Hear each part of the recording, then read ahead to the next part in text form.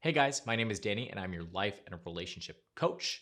And I wanted to talk about conflict resolution in a relationship, how to go about conflict resolution, and what are some of the steps, the tools, the techniques that you can utilize to try to resolve issues in the relationship.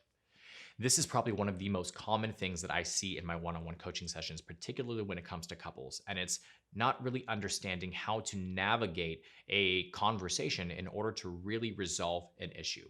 So, if you've been in a relationship for a long time, you know very well that oftentimes there are things that are swept under the rug that are not dealt with and bubble up later on down the line. They become triggers.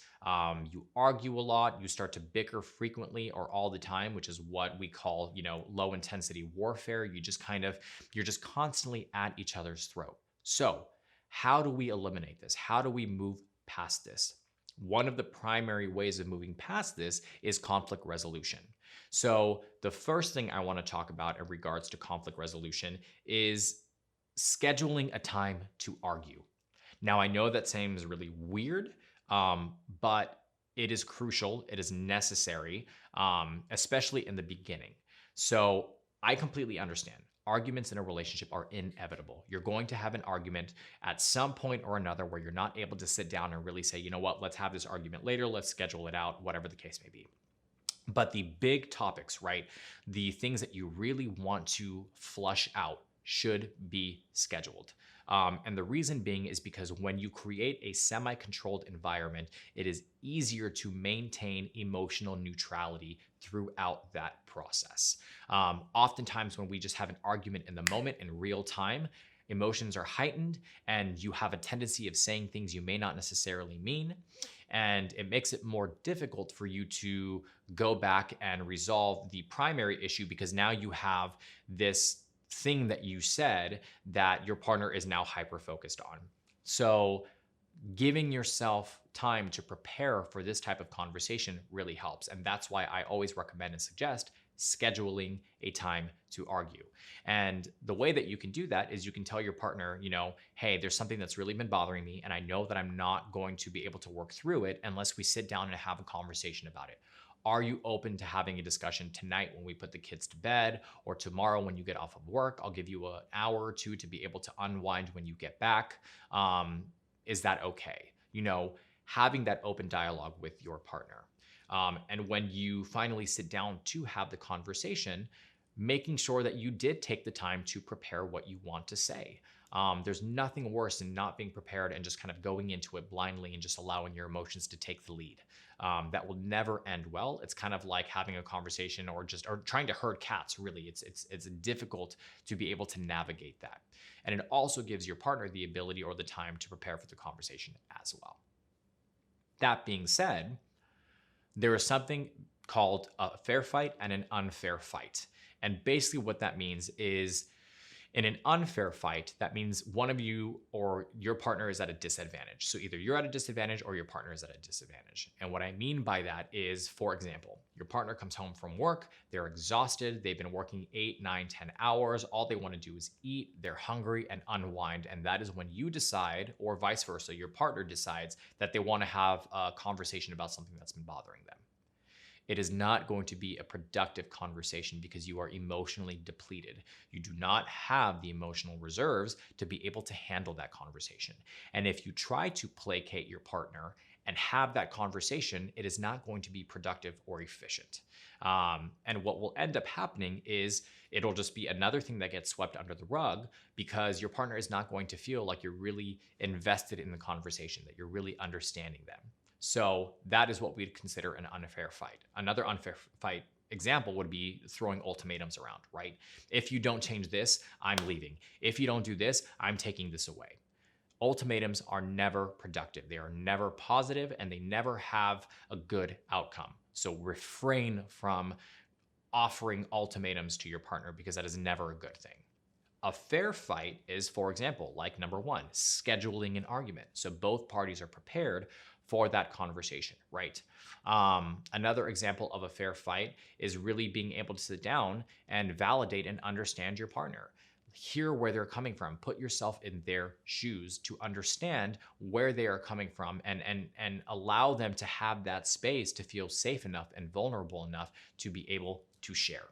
The third thing about conflict resolution is setting boundaries. It is so important to set boundaries, and people have this negative connotation of what a boundary is, right? A boundary is not a bad thing. It's actually an incredibly healthy thing to have in a relationship. What I have found is that individuals who don't have boundaries at all, those are some of the unhealthiest relationships, because you have to be able to preserve a sense of self-identity, and boundaries help you to do that. So setting a boundary. So if your usual mode of operation or your usual pattern of behavior with your partner is to argue and they start to yell, moving forward, establish a boundary and say, look, when we have a conversation or when we discuss something, if you start to yell, I'm going to walk away from the conversation. Because that lets your partner know that you are respecting yourself in that moment, and you're also respecting the conversation itself, because it's not going to go anywhere if there is some sense of emotional, if emotions are running high, right? So that boundary is a good thing. It's a healthy thing. It allows you to be able to have a productive and efficient conversation. Now, usually my recommendation is when you walk away from a conversation like that, take about an hour. And don't just sit back and do nothing. Make sure that you do something physical. You get your body moving to kind of release some steam. And if you do not feel like you are prepared for the conversation after an hour, or your partner does not feel ready, you are more than welcome to let your partner know, look, I'm not ready for the conversation yet. Maybe another 15 or 20 minutes. But the most important part about this is making sure that you come back to the conversation. Follow through on your word. The final step in conflict resolution is letting your partner know what the consequences are, right? So for example, when you set the boundary of walking away if they yell, the consequence is we are not going to finish this conversation right now. We're going to table it and we're going to come back to it later. So they start to understand that you are serious about your boundaries. You are serious about the things that you are saying. But keep in mind, there has to be congruency here. So if you are setting a boundary, you too also have to follow your own boundary, or you also have to respect the boundary that your partner is setting as well.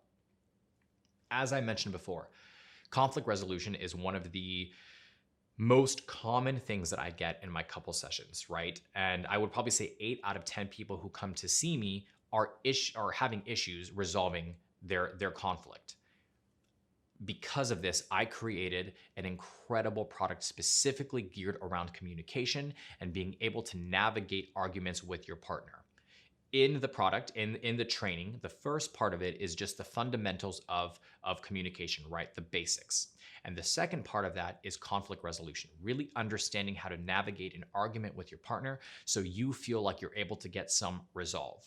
I promise you guys, it is something that will change your life. It'll change your relationship. It'll change the dynamic of your relationship and help you to start to understand how to really resolve issues in a relationship. So if that is something that you are struggling with, which my assumption is you are since you clicked on this video, I highly recommend going and taking a look at that product.